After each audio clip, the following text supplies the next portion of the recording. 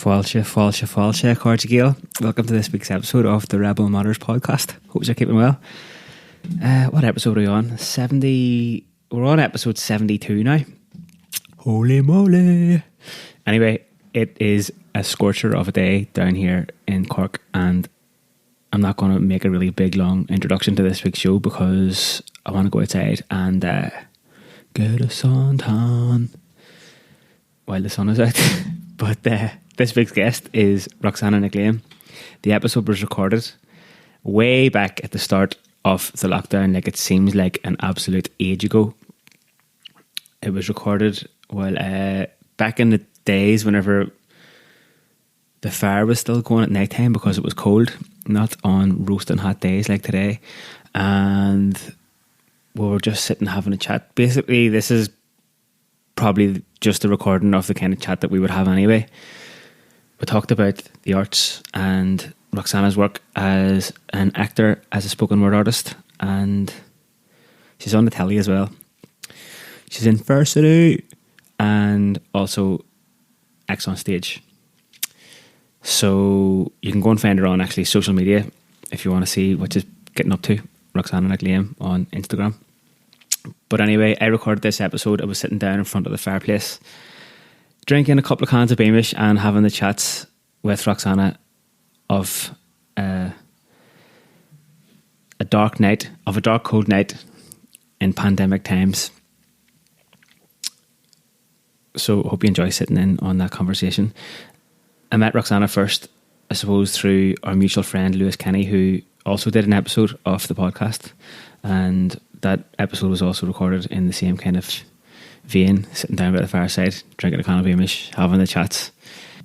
Anyway, I just want to say a massive thank you to everyone who has been supporting the podcast on Patreon.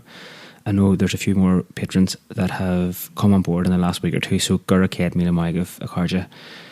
If you want to become a patron of the podcast, you can go to www.patreon.com/Rebel Matters, and you can see the 3 tiers of the 3 different ways that you can support the podcast there on that page.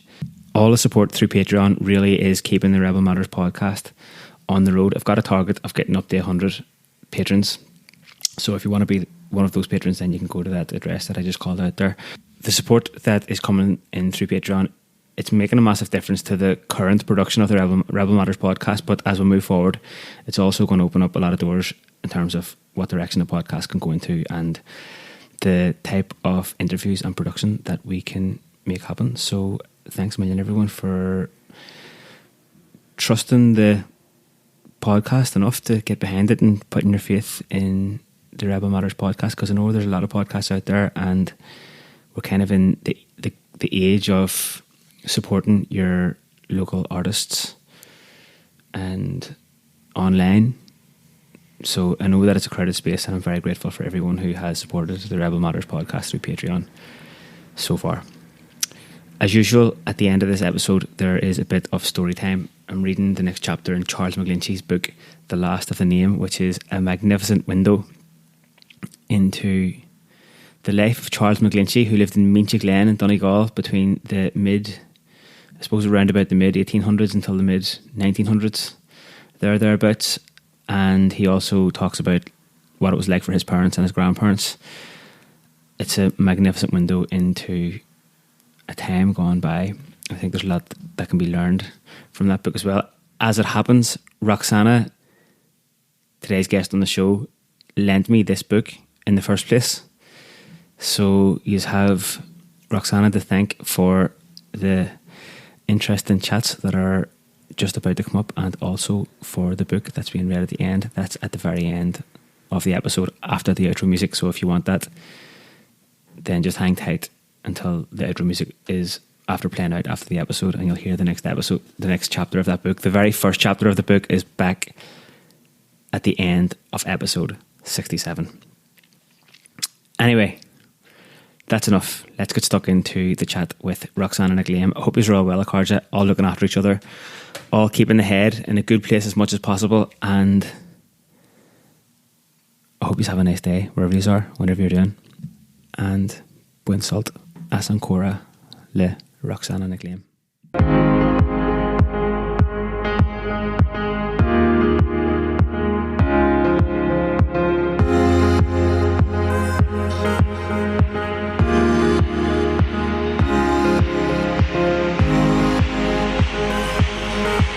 Anyone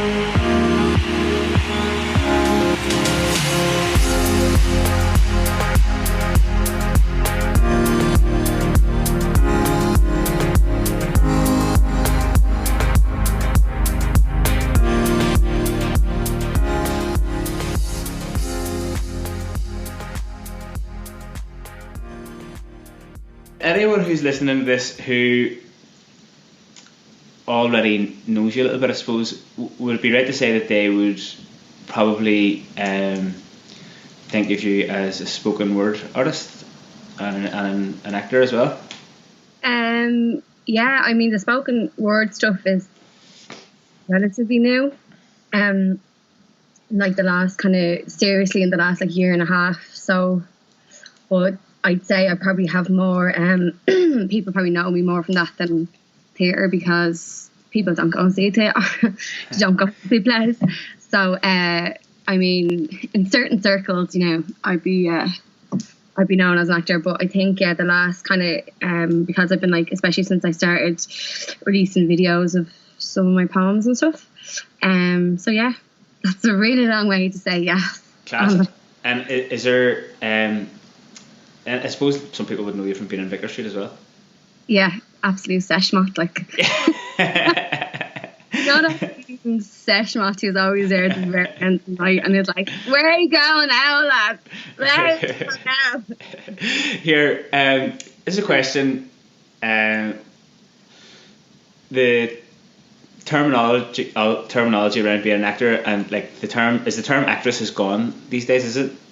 I don't know. I know some people still use it, like obviously for the Oscars and stuff they have Best Actress. I say actor, but I have never really thought too much about it. I know some people would be like, I'm an actor, like I'm the same. And then, but I know like a few kind of older kind of theatre actors who prefer actress, like I know like Charlotte Bradley and like Ashton O'Sullivan, who'd be like big theatre actresses. They are like, I don't think there's anything wrong with like actress, and I'm a woman and it's feminine, and so I don't know, like I don't really think too much about it. I don't mind calling me an actress if you want. Is there something, is there like is it a little bit of a loaded term now? Like I actually don't know, so which is why I'm asking, but I just heard someone talking about it like years ago or whatever. But it would be like the way we don't say vanguard anymore, or like, you know, that kind of way, or like putting like S or et at the end of jobs. Yeah, because it's like Garda isn't necessarily a masculine term, but no. Vanguard is. Is it the same way with actor is not a masculine term, but actress is? Yeah. Kind of what it is it? Yeah, like some people don't even like say waitress anymore. It's like serving staff, or like, you know, that kind of way. So, but I don't just give a shit, really. So how did you end up finding yourself in like theatre or acting? Well, my dad was an actor, and he did mostly film and TV. And then when I was a kid, I was in a few films that he was in as well. And then when I was a teenager, I started going to youth theatre, Dublin Youth Theatre. But I knew, like, because my dad was like, it's like a feast or a famine, like any of the arts, I suppose. But he would like be working really good jobs and then like nothing for months at a time. So I never intended to become an actor. It kind of just happened by mistake. And when I was a teenager, I was just getting auditions for things and going for things, and I was like, I'll do this as long as I can. And then it just kind of didn't stop, so I just fell into it by accident. And then Dublin Youth Theatre is great because a lot of the kind of alumni of DYT are all working in theatre and film and TV, so you get kind of, I didn't go to college per se, but like Dublin Youth Theatre is like a really kind of immersive way of learning about the theatre scene, about writing, about all kinds of acting, directing, everything. So I kind of got a bit of everything, and then just went from there. Is Dublin Youth Theatre like a kind of amateur theatre company or something like that, or what is it?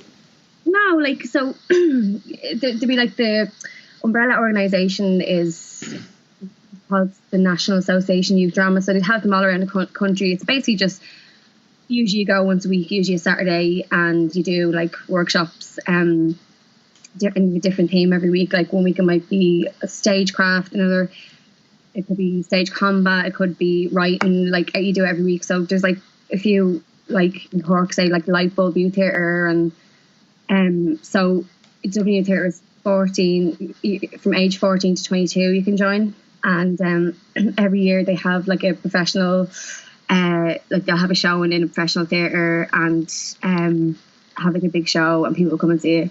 So it's just, it's kind of it's like a youth club that's like drama. Yeah. Did you fall in love with acting from a very young age then? When I was a kid, like I was sitting, like, it's a mad thing because I was like this child actor, but I was so young that I didn't really understand what was happening. Yeah. Like I was in this film when I was a kid. I don't know if you ever seen it. It's called Agnes Brown. Do you ever see that film?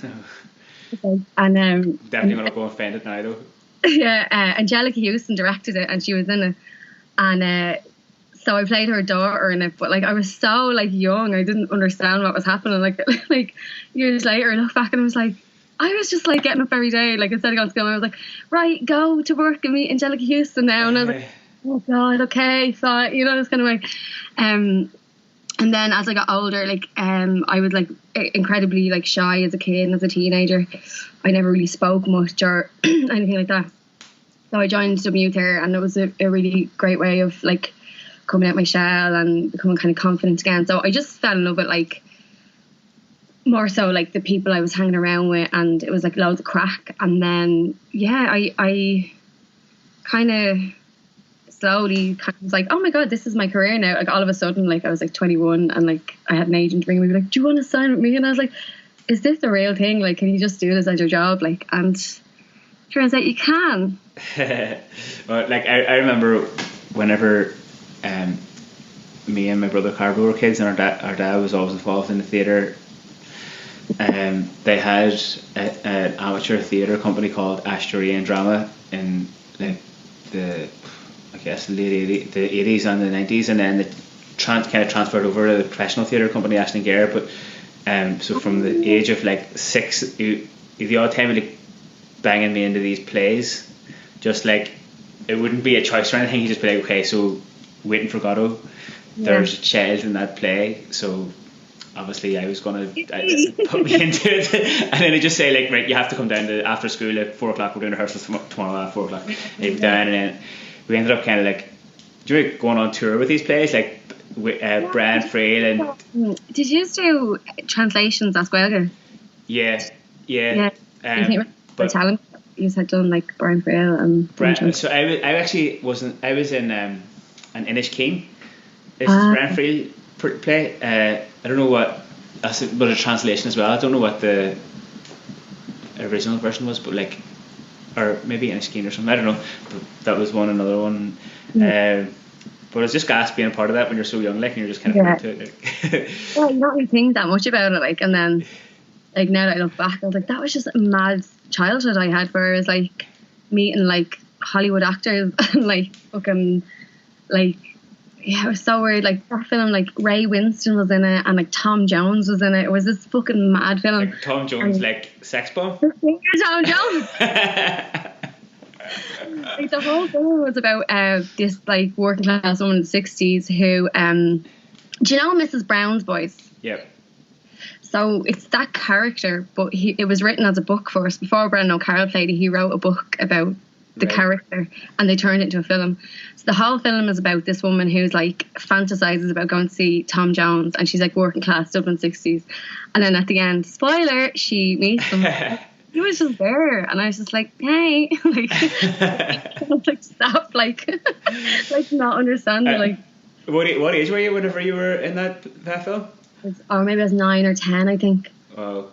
Yeah. Yeah, it was so funny, like, and I just look back and I'm just like, and then like my dad was just in loads of films and had all these like deadly fucking friends and stuff, and I suppose when it's just your norm, like, you know yourself, like if when you work at like whatever your parents are around all the time, that's just the normal thing. So people are like, oh my god, like what's this person like, or what's that person like, and I'm like, I don't know, like grand, like. What's been your sort of like, what's been the progression since then? It's all downhill from there. That was it. You picked. You picked whenever you were 9 or 10. That was it. Tom Jones, where the fuck? I peaked. Well, I suppose I graduated into theatre more, so it's kind of a mad thing. Like the industry here, I'm sure it's the same everywhere, but like you're kind of either a theatre actor or a film actor and a telly actor. You know, that kind of way. Like people are quite like unimaginative in that way. So because I came from Dublin Youth Theatre, I've mostly worked in theatre. So like that's just a totally different thing altogether. Like that's it's different like skill set. It's a different, you know, that kind of way. So you're kind of the like kind of appeal for like film and TV for me is that you can just learn it, do it once, and then it's done, or a couple of times. Whereas with theatre, the kind of challenge of it is to do it every night for sometimes weeks, sometimes months at a time. Try and make it fresh every night. Try and make it fun all the time. You know, that kind of way. So. Yeah, I've been kind of doing that the last few years and worked at loads of Delhi theatre companies and stuff like that. So yeah. Is there like you know, when you're on stage in the theatre, like is that more of like you're more exposed there because like there's no like stop and try it again. Yeah. Compared to the TV, like, so what's that like? You're kind of in that situation. Yeah, it's a mad thing because I suppose like, yeah, that's the thing is that like if you fuck up or you forget a line, like you just have to like try and use that or somehow get out of it. And like it's the like scariest fucking feeling in the world. But then also like that's the buzz that you get from it is that it's live. It's live theatre and you're getting like a direct response from your audience as well. Whereas like when you film something, like sometimes I did like a film like a year and a half ago, I'm still not out and I just forget about that and it's gone. Whereas with this, it's like you're there and like if someone finds something funny, they're gonna laugh. If someone like is upset, they're gonna. So the reaction is more direct and like that. It's hard to like convey it, but like it's a fucking buzz. Like it's like, you know, your fucking heart is just like like it's so that's the appeal of that is the adrenaline and the fucking the kind of just the how live it is. Like. And is there like a bigger release at the end? Because obviously when you're filming for TV, like you can be doing a wee bit, but the other people that are in the same show might not even be there at the same time. And then, but whereas when it's a theatre, you're like everyone's at the same time, finishing at the same time, and then you're backstage and everyone's kind of celebrating. Oh, absolutely. Well, like there's like the TV show that I'm on. There's people in that I've never met before. I've never had a scene with them. Really? Yeah.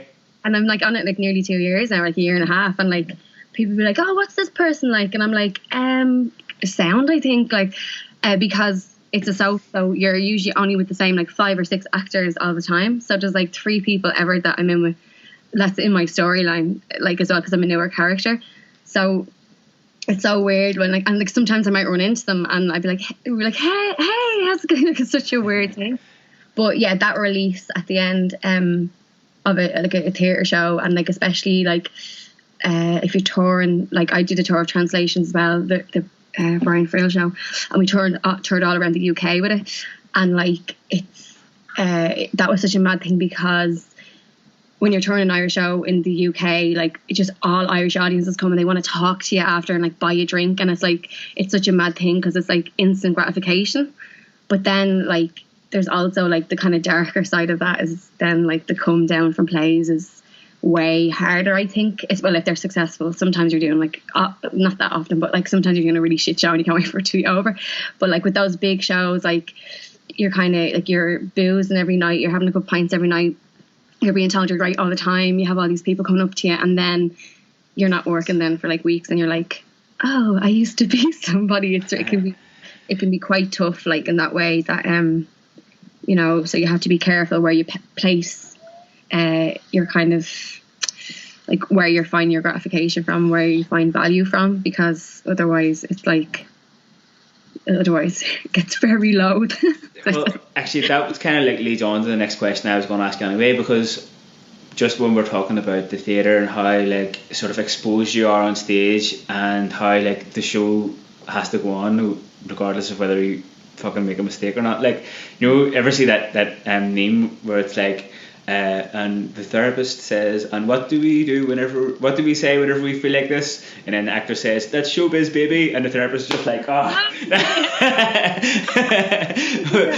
but everything that goes along with that, like for the pressure of having to learn such a big body of work and being able to do it consistently regardless of how you're feeling, and then everything that comes along with touring and arriving at the venue and getting yourself ready and getting all your shit together, doing it, then to come down after it, and then what you were saying, like going out and stuff, and then being away from home, and then it stops and all that kind of stuff. So there must be like positive and negative sort of impact on you as a person then because of all those things. Yeah, definitely.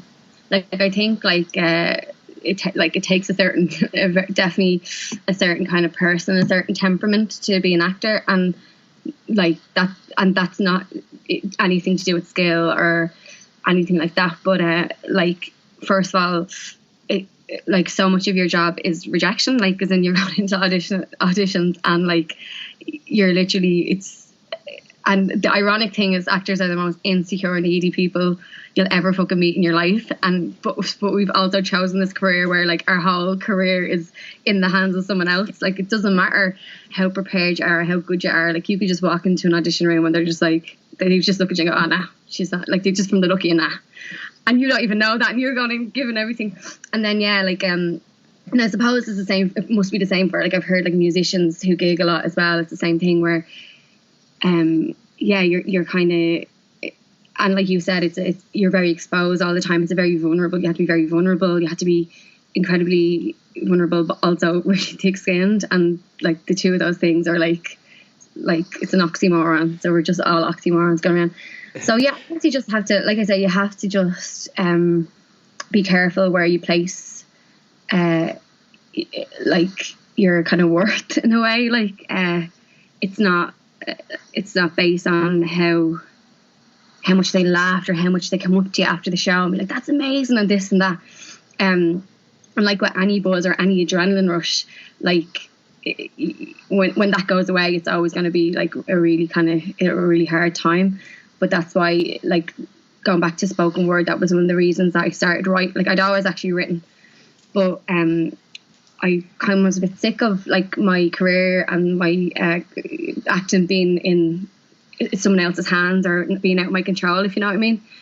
So for me it was writing. Like that's why I always say to actors, like have some kind of hobby or outlet or some kind of creative outlet, because otherwise you'll drive yourself insane. And I mean, it's a real cliche, but so many actors are like big drinkers or whatever else, and you can just see that happening if you start to like not be able to express yourself creatively. You just go fucking mad. That's actually something that me and Lewis touched on a little bit during the chat that we had last night, actually.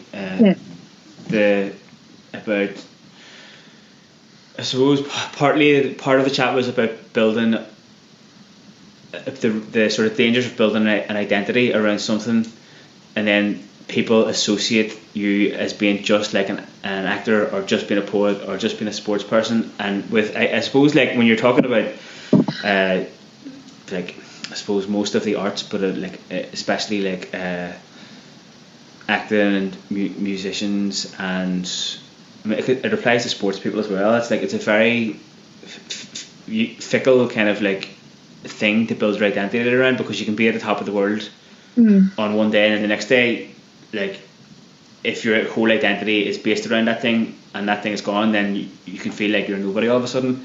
And then I suppose, so how do you, like, I mean, when you think about acting, like that can happen, that probably happens on a regular basis, because like you're saying about the audition, it's not as if like you walk into an audition that there's anything wrong with you if they decide not to give you the part. It's just going to be looking for somebody like who's got red hair, and you walk in and you've got brown hair, and then they're like, well, that's not what we're looking for. Yeah, exactly. Yeah, well, I think that's where like the separation between like sports people and maybe like actors is that like with other kind of thing like that, you like the more prepared you are and the more you train, the better you're going to be. Whereas acting is so, is it, what's the word? Objective or subjective? It's one of the subjective. One or the other. Yeah, I know the one you're talking about. It's like up to somebody else, basically. It's alright, but like, as in, do you know what I mean? Like, as in, it's so funny. Like, so like, even my housemate were watching stuff together, like loads now, because obviously we're on lockdown. But like, as in, if you watching something and I'd be like, oh my god, she's fucking unreal, and she'd be like, oh my god, no, she's shite, she's overacting, she's this, and you could just have one performance and like, people just think such extreme different things. Yeah. And neither of them are wrong. Like, one person like prefers this style or whatever, but it's like it can be really hard in that way. And then art is completely subjective. That's the thing. Like, it's like, that subjective is the word, but like it's in like, one person can think that a painting is completely shite, and the other person can think it's going to change their life. Yeah, like, so, and neither is wrong. Like, you know, there's no wrong, but it's like, okay, but I need to make money. Like, and like, I actually think that I don't audition well. I know loads of people do say that, but I think most things that I get so fucking nervous, and like, anyone will tell you, even before like I do spoken word or anything, even if I've written it myself, I've done it a million times, before I'm out on stage or anything, like, I get really nervous. But I can give myself a pep talk before auditions. I find it really hard because you don't know what you're walking into.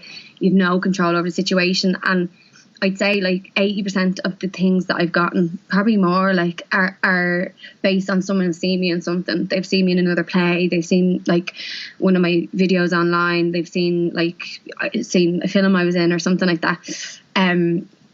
So I think that's another thing that just frustrates me. Is that I'm just like, when you kind of go in, you build it up, you prepare yourself, and you just fuck it. You just like, it's halfway through the scene, you just like, you freeze and you forget, and you just kind of go, oh fuck.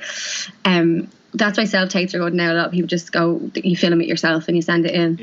Self-tape this morning, and like, we did like 5 takes of it, and then you just look through and you go, this is the best one, you can send it off at least. But walk into a room and it's like, and they're always so nice, they're like, hey, how are you? Like, they're overly nice.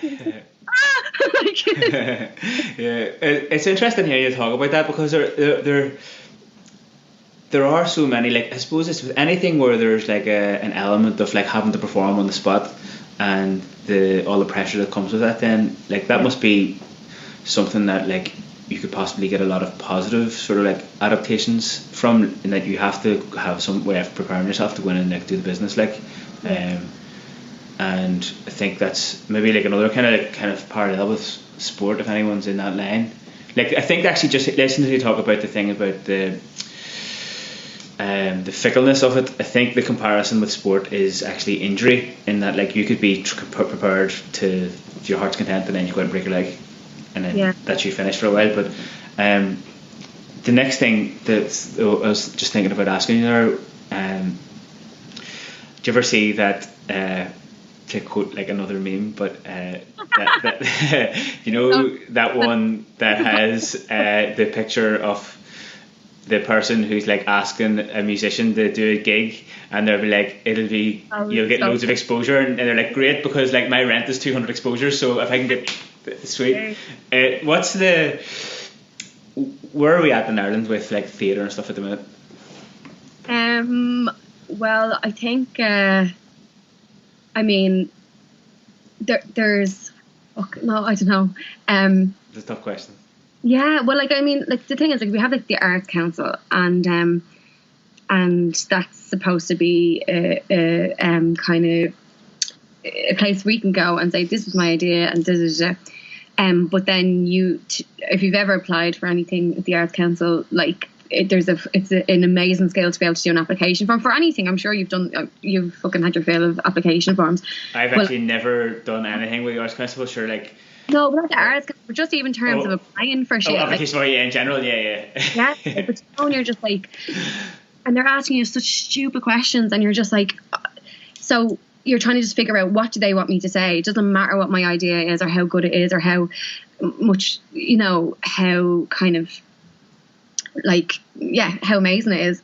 I have to word this in a way So that's where like you have to have producers. So producers come in, but you have to pay producers. And a lot of time you kind of go, oh, well, I'll get this producer to apply on my behalf. And then when we get the money, I'll give the producer that money. So you have to say to them, you know, like it's like this thing where there is like ways to get money out there, but it's like in order to get that, you have to be asking people to do shit for free. And you're kind of jumping through the hoops that they're in a way.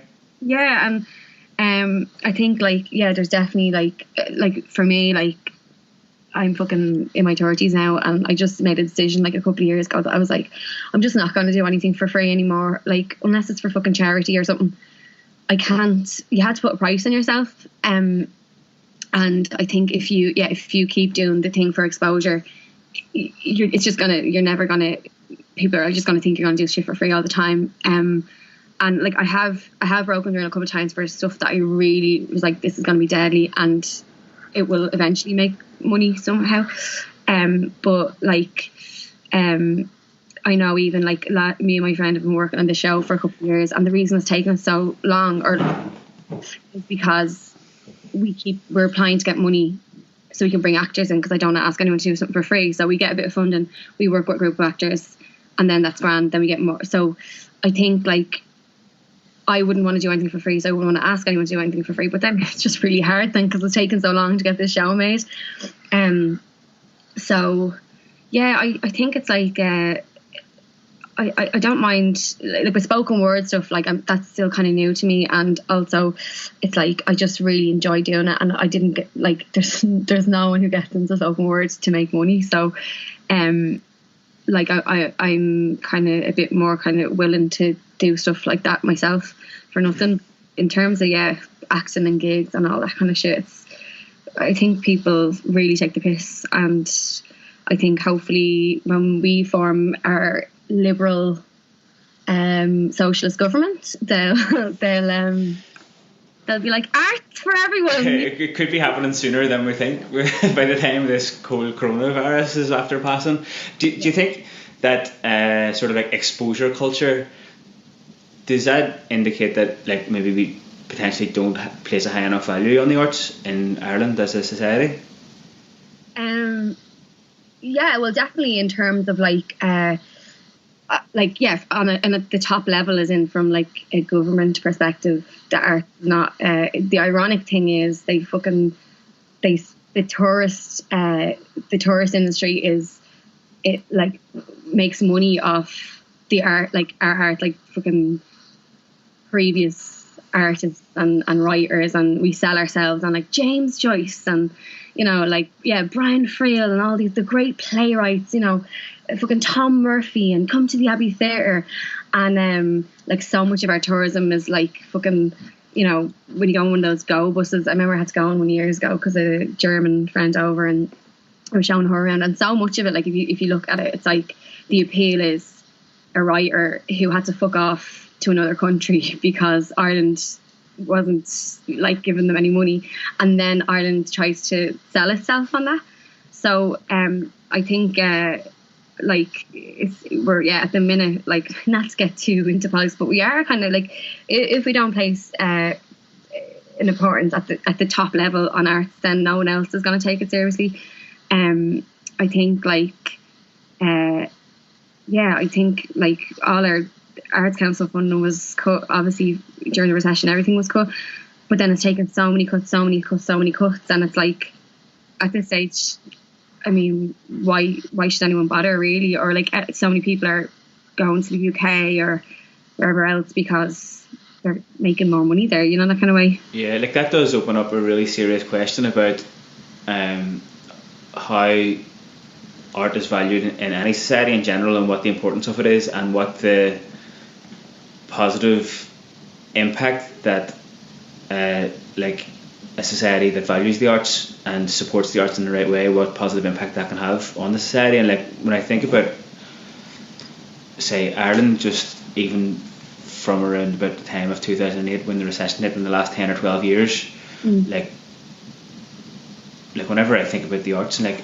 especially when you think about now, like everyone's at home, like loads of people are doing creative things now because they're in their house and they have to be at home and they're off work and stuff like that. But when I think about the impact that art has in terms of like physical health and mental health and communities, it's like it's immeasurable really. And when you compare that to the mental health crisis that we have at the minute in Ireland and the amount of people that are taking their lives on a very regular basis, it seems like there's like one of the most obvious things that can help to impact that in a positive way isn't being valued to the right level, and then we're spending too much time on like just trying to put out fires and like even the mental health services aren't supported enough. But then there's even deeper than that, if or more on a more basic level, if we supported the arts more, potentially have like a really positive impact on people's mental and physical health and the communities that we have here as well. Yeah, I think like even like exactly that, and like even the fact that like drama isn't like, you know, in school, and like some schools have it, but like that's not like it should be just a standard thing, or else it'll be like drama or sports, like one or the other. And it's like boys do sports and girls do drama, and it's like it becomes a kind of people just kind of start to lose interest then, because it's like there's no kind of integration of it, and it's not like taken seriously. But you said something else there that was very interesting now that I was gonna respond to. I'm gonna put some more fuel on the fire while you're thinking about that. Okay. So the podcast is still going to be going though, so if you feel like saying anything, like just go ahead. I have to take my headphones out because it's too far. No, hang on. Actually, no, don't. Sweet. Okay, perfect. ID. Okay. Anyway. Whew. Oh shoot. I had. Okay, that's good. Just keep an eye on that there. That's quite fire. Even when I'm thinking back to whenever I was in secondary school, and we were very fortunate to have a school that really did place a strong emphasis on sport and art, and also on like the sciences and stuff. But it was more of a case of just like division of resources, I think, whenever we were in school, as opposed to any like philosophical like thing where it had to be art or science. But we still had to make the choice somewhere along the line whether we wanted to just focus more on art or focus more on science. And it's something that kind of caused a bit of like I guess like a kind of a controversy, or like some because a lot of people like don't want to be like, okay, I'm an artist at 15, or be like, okay, I'm a scientist at 15, like, you know. So it's good to have the variety there still when you're, especially at such a young age, like. I was remember what I was going to say, because you were talking about mental health and the arts and stuff like that. And one of the things that always like really interests me, just in terms of like division between like art and actual real human people, because like when I lived in London for a few years, and the difference in London is like people actually go see theatre that aren't like don't work in theatre, whereas it just feels like people who don't work in the arts don't go and see stuff, and it's real like that's for those kind of people, or rich people or whatever. And like the Abbey Theatre is our national theatre. It's in Dublin 1.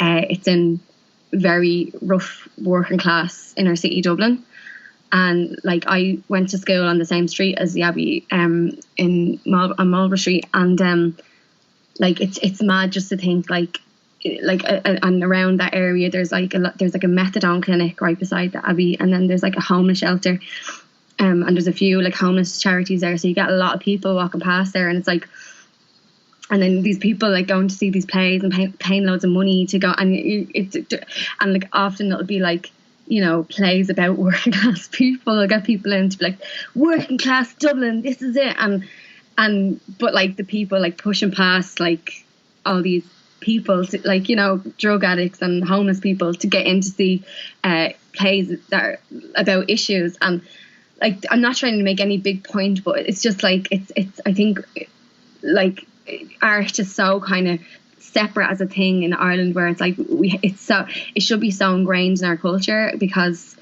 like I say, we're such a small island, and our contribution to the arts has been felt like so broadly around the world in every country. Like James Joyce and Brian Frail, there's no country where people don't know who they are, and like their plays have been, or Brian Field's plays has like been translated to every language and put on everywhere. Especially play like translations anywhere where there's ever been like any kind of struggle. Like I think they did it in fucking what's in Spain, the Catalan country, Catalonia. They did translations there because like the struggle is similar, like in that kind of way, and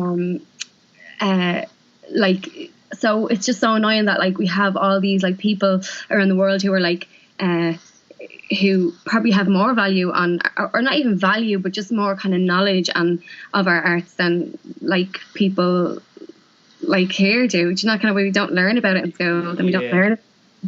It's interesting though, because like, so like this is years ago now, but whenever, say, I might have been like helping out with one of the Ashton Gare plays, or maybe if they were going on tour, that I would go with them if I was off school for the summer or whatever. And I remember going around where certain plays, like even in the Culturland, like where the theatre is, when they were doing them there, it's kind of like for the home crowd as such, they'd be doing plays that are real artistic plays, or like classics or whatever, and everyone would put their heart and souls into it, like with the rehearsals and the act preparation and the set and everything. And Sean McShann would be making the set, and like he's been making sets for the plays in Belfast like since they began. And then sometimes like only like a few people would come to see it, and then I was kind of like, whoa, I was like, it's mad, because it's not like people know that it's on, but then, and there was, I kind of felt there was something there that like people felt disconnected from it, and I was like, never, I don't know, was it just people felt like it was kind of like Orch or something like that there, or like it's way out there. But then, because there could be in the next month there could be a play on about the hunger strikes that would be packed out, sold out every single night, and that's what I could see why people would come to that, because they felt directly connected to it. They were like, this is a play about me and our family and whoever else is that I know down the road, river, and they can relate to it more. Maybe is that a thing that people like maybe like don't relate to theatre as much anymore for some reason? Well, I think that's the thing. I think like it is getting a bit better in terms of like obviously representation is so important. So like when I was a teenager and someone was like putting on a play about like working class Dublin, and like they haven't in any way, or like they'd be like, oh, this is about drug addiction, and they've not spoken to anyone who's ever had an addiction to drugs.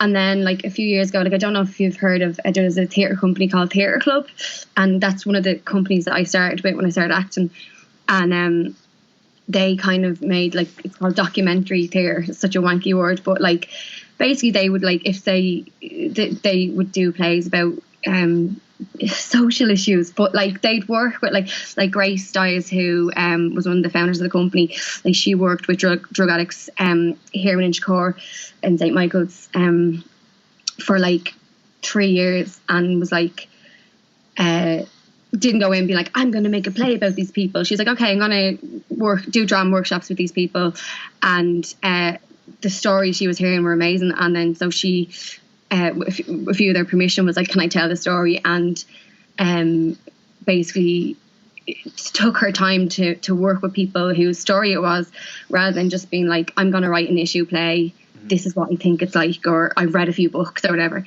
So I think like you have to engage with the communities that you're interested in or talking about, but like it should be like people telling their own stories as opposed to people being told their stories too, if you know what I mean. Like someone just telling you your experience that has not lived that experience is really just not appealing at all, you know, that kind of way.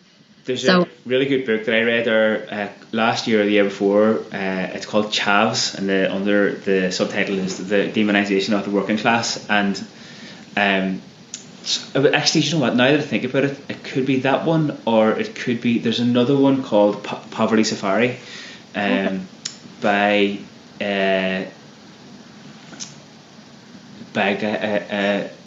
guy from Scotland who's actually kind of a spoken word guy. What's his name again? I can't remember the guy who wrote it now, but it was more so in Poverty Safari that they were saying about that, about like in working class areas that the thing that makes it a real difference is when it's like what you said, is when the people themselves who are from those areas are able to work for their own benefit, or like tell their own story, and instead of like people, like academic people, coming in and either writing a little story about it and then disappearing again, or coming in and setting up a little project and then disappearing again, and then be like, oh, that's my PhD sorted now, I did this project, and then they're gone. And then the people who they were sort of studying, or like in the community with, then are kind of left to their own devices, which is something really we were really conscious of whenever we were over in Palestine there, when we were making a documentary about the whole process of going over there and setting up the gym and the refugee camp and stuff, was that it wasn't going to be, which I think is a real thing, like especially like for people like say from the Western world or whatever, going over and like doing something in Africa, or like doing something in the Middle East or somewhere South America, and then kind of doing the project, documenting it some way, and then somehow managing to turn that whole thing around to be and then them to be the focus of the thing, and then coming out of it, and then as if like, oh, like look how great we are, when really the real benefit comes from giving people the opportunity to tell their own story, and them being the focus of it, because that's the one thing that people in places that are like in conflict zones, or under oppression, or in real poverty, I think a lot of the times the people that are there can build, and they can kind of like do things for themselves a lot of the time, but the thing that that is hardest is sharing their story with other people outside of that zone, because a lot of the time it's kind of like it's in a bubble or something like that, whether it's like enforced by like oppression, or enforced by poverty, because you just can't get the news out, like. So I think that's like kind of connected a little bit kind of what you were saying there. Yeah, it's platforming, like it's like platforming people to tell their own stories. So that's why it's important to be for and not that like the Abbey aren't doing this, like they've gotten better with like hiring female writers and directors, but then like all the other voices as well, like we need to be platforming, people from all kinds of marginalized groups, and for it not to just be like a box that's ticked, like this, make sure the stories that you're telling are again engaging with those communities, and I think like a way to do that is to be like, I just think even the fact that the Abbey is in Dublin, and like it's a national theatre, like and they do run some workshops from it, but like there should be workshops in every county, like at some stage, and hearing everyone's stories, and not just like Dublin voices, or like the kind of oh, we've got one play from the north, and one from Kerry, like we tick that kind of way, that we're like what are the fucking stories that we're not hearing, and there's so many of them. And I think like I think just how we approach, like going back to just like schools and normalizing the arts, that it is a thing, like because I teach as well, teach drama. I haven't in a couple of years, but like I used to teach kids, like and teenagers, and like kids like fucking love drama, like it's their favorite thing in the world, and like they kind of love everything in school. They haven't learned to like hate any subjects yet, really, like. And the kids I would teach them like 4 to like 8, and you're just like, okay, so now just pick an animal, and you're an animal, and they're just like rah, rah, rah.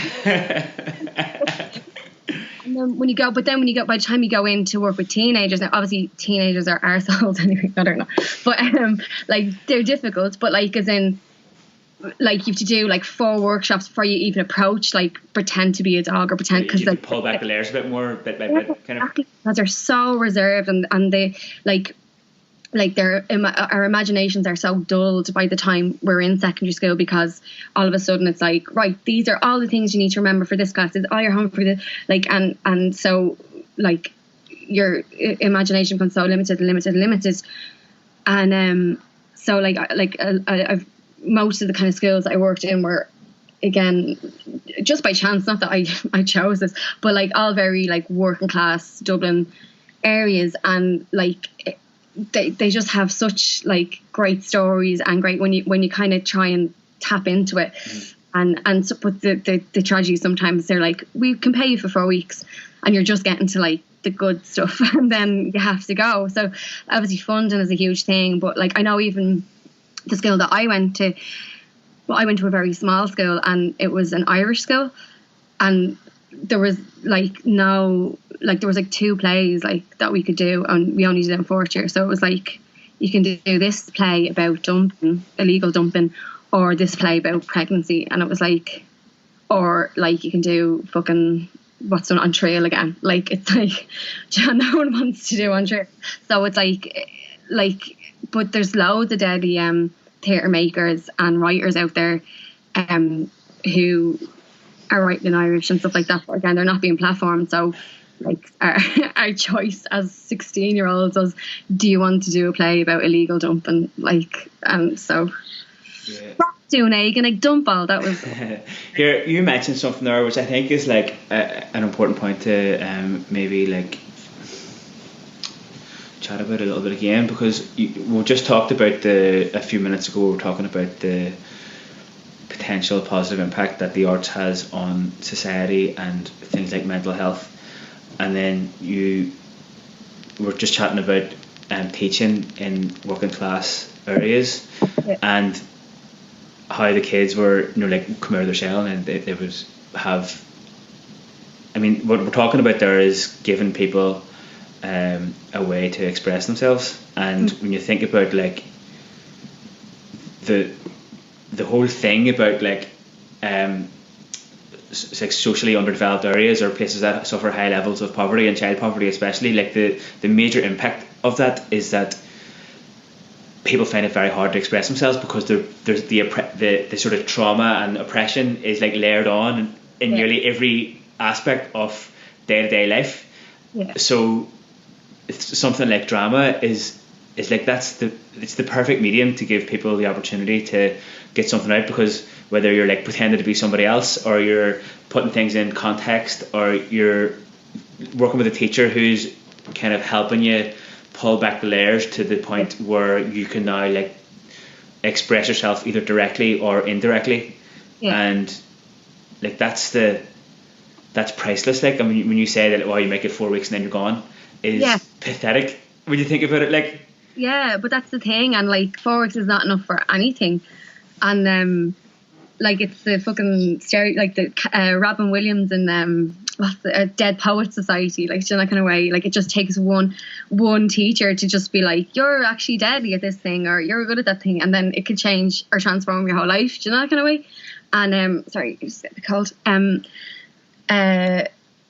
Like the thing about that, when I was there was one school in particular that I for 6 weeks, and like they were like, they wanted to play at the end of it and all, and I was like, it would take a year to do a play with these kids. Like like you say to them, or get in a circle and it takes 10 minutes. Like they're not used to like kind of the kind of structure of a workshop, never mind putting on a play. And it's a thing you need to work on, helping people to feel that they're in a safe place so that they can express themselves. It's not just like you can just be like, okay, we're doing a play. Like, and there always are the kids like the we call them the Billy Barry kids. I don't know if you have Billy Barry schools where you are, but like, like the kind of like the kids who are like musical and and they're not the interesting kids that you want to work with. You want the kind of real quiet one who's like got like a mysterious little, kind of there's something great in them. But when I was out in Ballyfermot, it was so funny because even how like they had to have a teacher in the room because my Garda clearance hadn't come through in time, which also that's another big fucking thing, is trying to get Garda clearance for things. It takes weeks and then you miss the class. But so we teacher, but like whenever like something exciting was happening or fun or they're really laughing and this, and the teacher was just like Cunis, like telling them to shut up, and I was loud, like they're actually loud. That's such that's an interesting thing as well, because we work with a lot of kids in Ackley, like, and we worked with this group of kids from Gaza who were doing a tour of Ireland. They were a soccer team a few years ago, and they were playing a cork, so I invited them to come to the gym and to do a little session after their match. and that they had in Cork, and then like we had control of them for like 2 minutes or 5 minutes, maybe 6 minutes, and then they just went mental. Like I was like running around, and then and then there was a second there where we were like fuck, we fucking stop them, and then I was like hang on a second, I was like just let them just go mental and just like have that free time to just go and do whatever they want. And then it was really like kind of like a touching thing, because the coach then, that their manager came over at the end, and he's like, this is amazing. He's like, just to see them so free and just like able to do whatever they want in a safe place. They're like, this is the first time they've ever been in a gym, and they're like doing like tumbles and swinging off the bars and the rings and everything, and like head off balls. Like, there's a lot of value in just breaking out of the mold like that and just like doing whatever you want. Yeah, exactly. Yeah, well, that's it. And like, especially, like, it's such a mad thing. Like, I think like this is just a totally different, like, won't go too into it, but just like the education system in terms of like, you know, how controlled it is, and you have to be here every day at this time, do this class, you know, like it's like a memory test. You have to remember all this stuff for this big test, and then you're 17 and they're like, right, so what do you want to do for the rest of your life? And it's like, sorry, I don't know. I'm 17. Like, I don't even know what I want to do for the rest of my life. Like, it's a mad thing we do, where it's like, you know, like that thing they say where like, you know, 1 week you have to ask, can you go to the toilet? And then a week later it's like, right, what do you want to do for the rest of your life? It's like they've gone from having no control to have to make these huge decisions. So yeah, there is so much value in just like when I talk about 4 weeks of drama workshops, the first 4 weeks is just, it's all just games. Like, it's having fun. Like you say, just everyone getting to know each other and like making a show of themselves and being silly. Like, that's such a huge part of it. It doesn't have to lead to like putting on a play or, you know, that kind of way. Like, the teachers are the grown-ups, man. No, like they always want like a product. And like the thing about art and theatre and like drama is that it's not a product, and it shouldn't be. And they're like, that's why I do hate those kind of drama schools, the Billy Barry schools, is because like, and my two sisters go to one. Well, one of them's just left, but like it's like so much pressure and competitions and you know, like costumes and fake tan and all this kind of shit, and the kids are put under so much pressure, and they already get that from their parents and from schools. And the arts should be an escape from all that, whether it is a drama class or going to see a play or, you know, reading a book or anything like that. Escapism.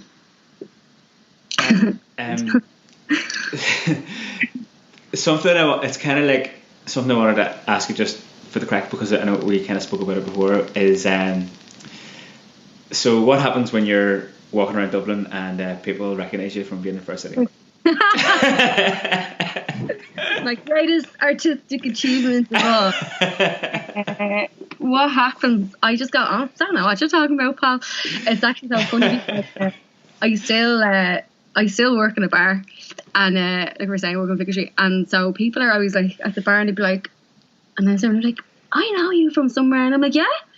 And they go like, oh no, I do, I know you from somewhere, and I'd be like, oh, I don't know, like I'm from East Wall, is it East Wall? And like obviously I don't want to be like, it's because like, oh, no, you may know me from such shows such as and also like I'm like working in a bar pulling your pint, it's a bit and I play dumb for as long as I can, because I just cringe so much, I just at myself, because I'm just like, because the conversation is nowhere to go. Then they're like, oh, are you in first seat? And you're like, yeah. And they'd be like, what's it like? And you're like, good. Like, it's just do some people come up to you though and they're like, you bitch, fucking, you did this thing the other day? Like, yeah, no, because I cheated on Dara. So all I get is, you broke his heart. Absolutely, you're not breaking his heart. Like, anyone over 60, they'd be like I broke Dara's heart, and I'll never. But like my housemate, she used to be on First City years ago as well, and she like broke the heart of like one of the big characters on it, and she like got abused. Like, to this day, people would be like, you fucking bitch. Like on some level, is that an indication that like is that a form of people engaging with art in a roundabout way? Is that a thing, or do you think it's just like? No, I think like I don't know. I'm not saying there is no art to soap opera, but I think it's more to do with like that's more like absolute escapism. I think I think like. But I don't know, like maybe like, I had this. I feel we're talking for 7 hours now, but I have this really good story about my dad. Right, my dad. Do you remember that show called The Ambassador on the BBC years ago? And it was a 4-part series, and it was like really big at the time. And it was about the English ambassador in Ireland, I think. But there's this storyline about the IRA in it, and my dad played this character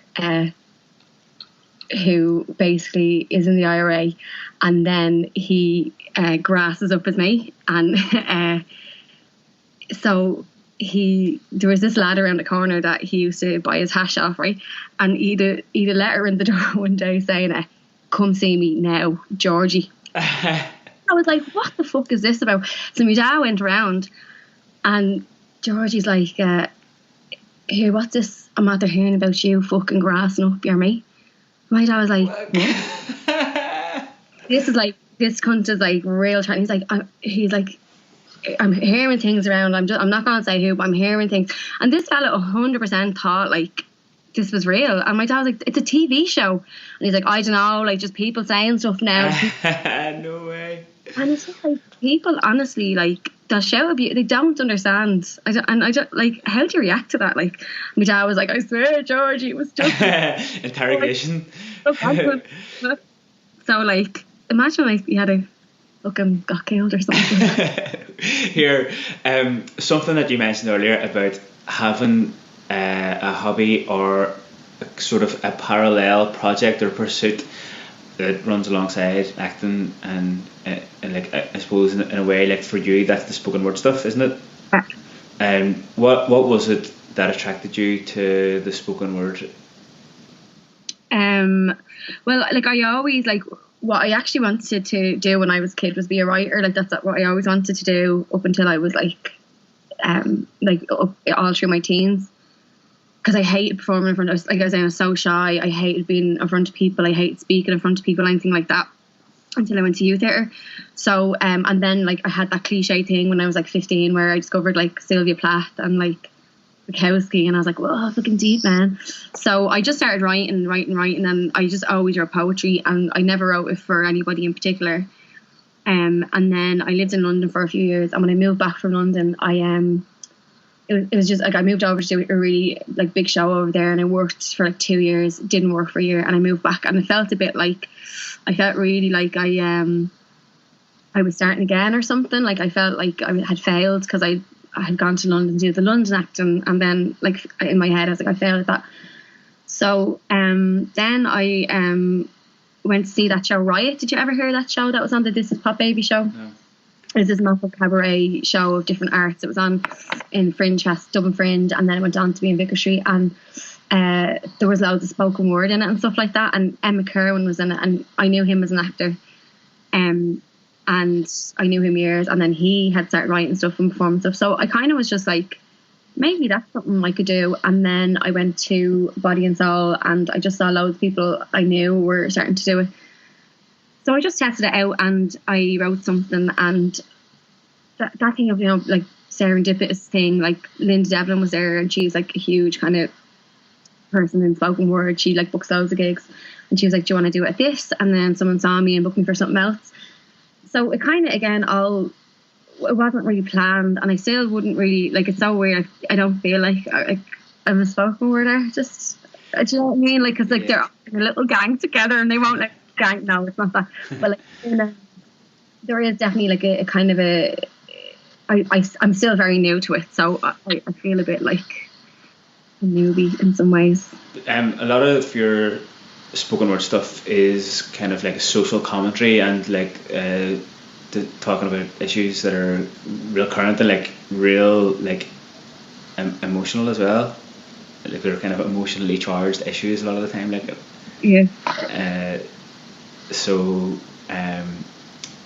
is that kind of part of it? Is that kind of some part of the reason why you're attracted to it, because it kind of gives you an outlet for those issues, I guess? Yeah, I think it was like we were saying earlier on, where I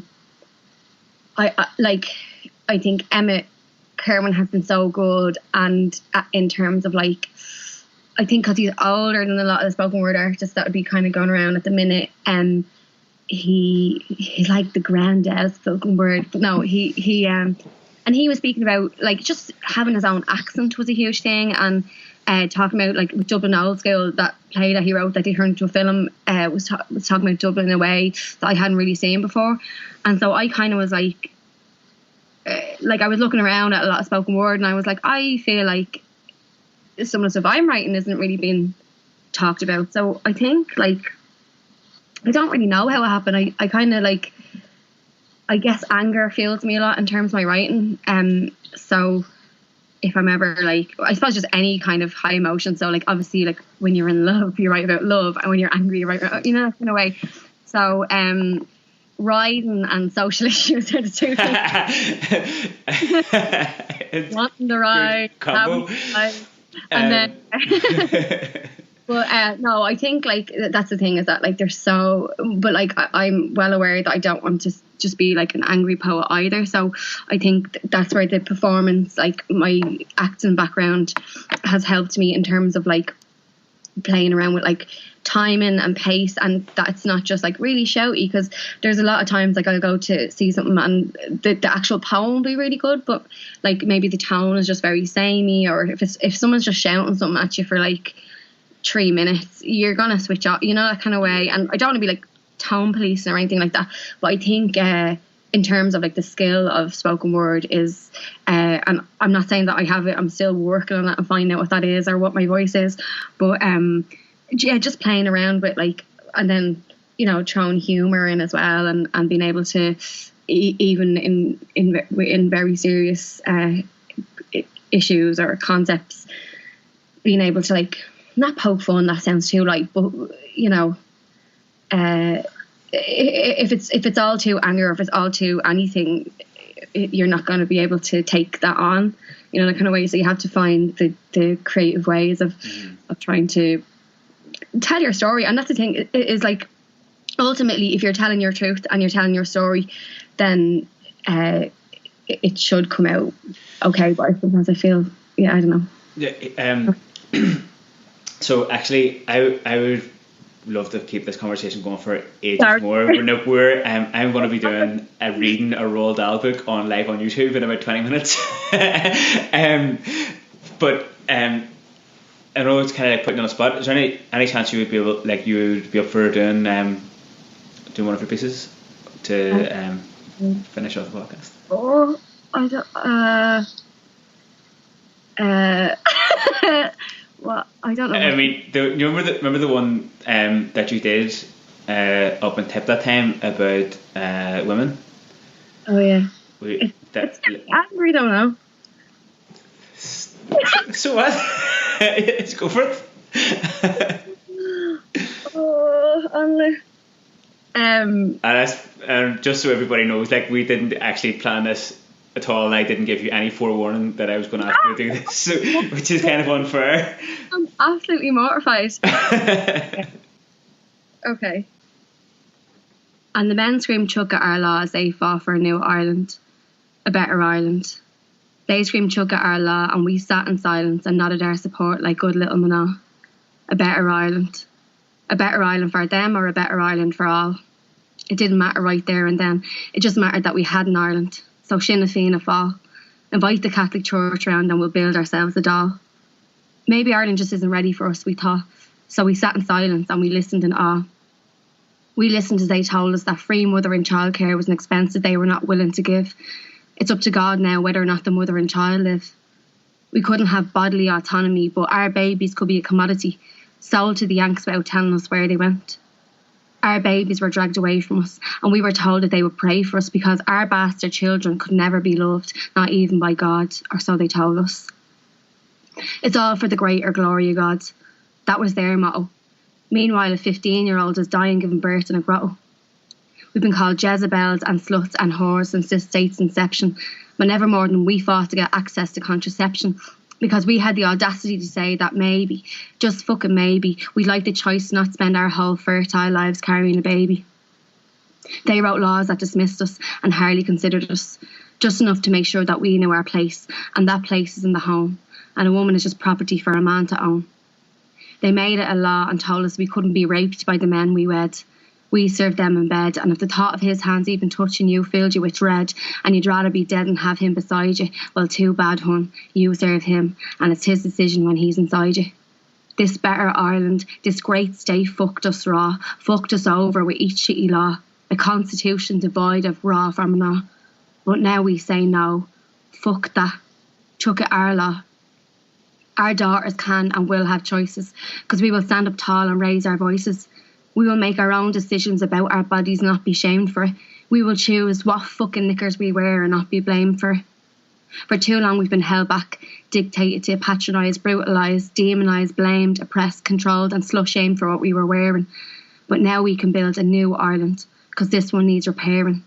Our new Ireland, our better Ireland, will be a place that's caring, and the place of a woman won't just be a home while she's childbearing.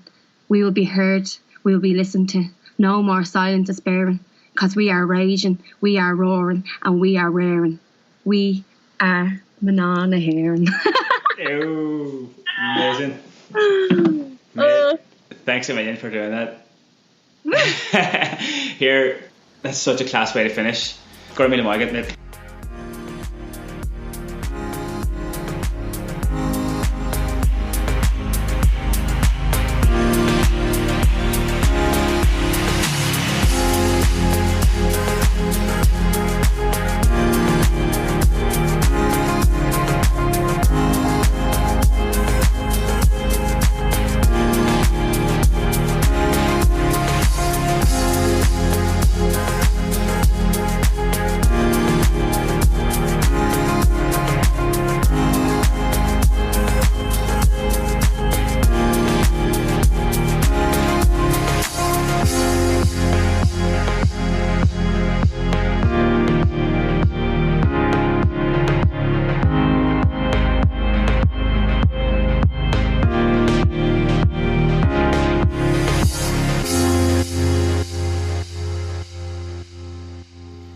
This is chapter 7 of the book that we're reading at the minute. Charles McGlinchey's The Last of the Name, with an introduction and also edited by the one and only Brad Friel. As I mentioned earlier on, Roxanna lent me this book, so for the episode and for the book and for the chapter that's just about to happen here. This chapter is called The Fair at Pollen, and if you want to hear the very first chapter of this book, then just shoot back to the end of episode 67. That's where that is, and then all the other chapters are subsequently like thereafter. The Fair at Pollen.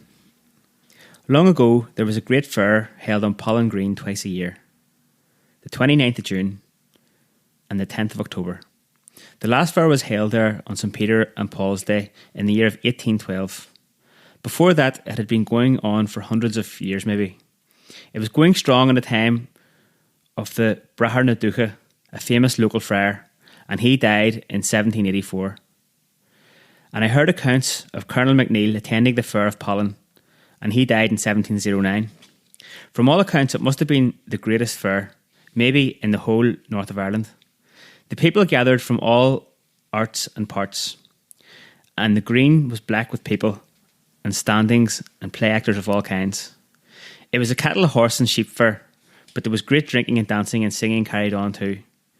All the mentioned girls of the 3 parishes were there, and many a match and wedding was settled at the same fair of Pollen. The cow park was down at the place still called Gary and Claddy, and the sheep were kept in a field behind that called Ach and Amy. I often heard of a man who used to come with a horse and a cart with sweets and things, and on his way he kept shouting and singing, Ta meg chacht, gehenach na bullan. I'm coming and coming to the Fair of Pollen.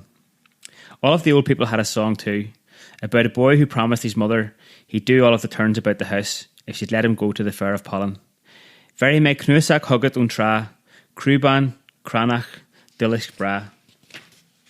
Sneehi me earna ahan la, o wami, leg me honini. Curry men cheerna earn crush. Buggy men cleaban le machush. Yanhi me gariac freezing tea, oh wammy, like me honini, nini. I will bring you a hoard of food from the strand, crabs, shell, dulse, sweet dulse. I will spin a hank of yarn every day, oh mummy, let me go to the fair. I'll put the hank on the cross, I'll rock the cradle with my foot. I'll do all the wee jobs about the house, oh mummy, let me go to the fair. Colonel MacNeil was a bad man who lived at Binion. He was a Scotsman. He died in 1709. He likely got Binion after the Reformation or after the Battle of the Boyne. I heard my father saying it was the people by the name of Toland who were driven off out of Binion when it was taken over by MacNeil. My father was at Carn for one cold day in winter, and there was an old Malin fisherman taking shelter from a shower beside him. So my father remarked to him that this was a day for a topcoat. The old man said if his people had had their rights, it wasn't one but 2 or 3 topcoats he would have, for it was his people who owned Binion in the old days. He was the name of Toland from Ardmalin. This Colonel MacNeil had a very bad name and always kept a band of henchmen or yeomen about him who helped him to evict the tenants and seize girls and persecute the people. Some of them were from Crossconnell and some of them were from Binion. There was an old woman called Mairead Gu who lived in a sod house in Bunnock Creek Moss with her 4 children. She caught salmon during the summertime to make a living and always went into the river and caught them with her hands. One day she was in the river down at Claughaun when MacNeil and his men came on her, and with their swords and bayonets they kept her in the water till she was drowned. A Tandragee man was going home from the Keelogs mill with a load of meal, and Mairead Gu called at him to save her, but he drove on. And they say that Mairead cursed him and said the day would come when there wouldn't be one of his name in Tandragee. I heard that story told another way, when a man called Dochardach Mór na Dulca was said to have killed Mairead Gu, and that it wasn't MacNeil at all. Another time there was a funeral of some young woman who hadn't pleased Colonel MacNeil. When they were carrying the coffin round Champel Jas, MacNeil and his men held up the funeral and took the lid of the coffin and put their swords through her. There was a girl about Crossconnell too, and one night MacNeil's men came to seize her, but she got out of bed and made up the right side of Rockton and got away on them. Some of the women who had children to him got a rood of ground for their support. There was one of these roods in Gortnahinson and some about Ballyliffin and different parts of the parish. The Ballyliffin Hotel is built on one of MacNeil's roods. Some of his descendants were known in my young days, but I think they're all died out by now. It was a common thing for women from the lower side of the parish to gather on the Binion and Anna Hills and curse MacNeil. MacNeil used to attend the fair of Pollen with his henchmen and pick out the best looking girl at the fair and carry her off to Binion. One June fair, they were taking a girl over the hill to Binion, and when they were crossing behind Ardagh, Shamey Irish McCole heard her screaming and calling for help. Shamey was a mentioned man with the stick. He was hanging on a pot of potatoes at the time.